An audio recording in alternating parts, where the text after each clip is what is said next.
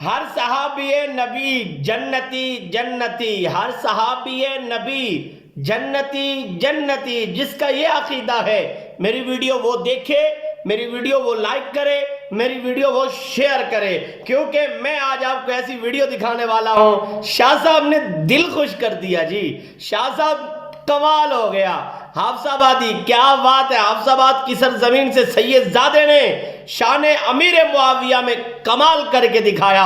मैं कहता हूं जनाब जी वीडियो देखो, ईमान ताजा होगा। शेयर करो ना करो आपकी मर्जी, वीडियो देखो। मुआविया का माना की है मैं तो दस रहा ना। एक बंदे पूछया मुआविया का माना की है, मैं निकाल के देखिया पहला अखबार के जो देखा ना, मैं तो मौलवी नूं पैसे दे के सैयद नहीं बनया। मैं क्या सुनो है, जिन्नू वेख के कुत्ते भौंकण ना,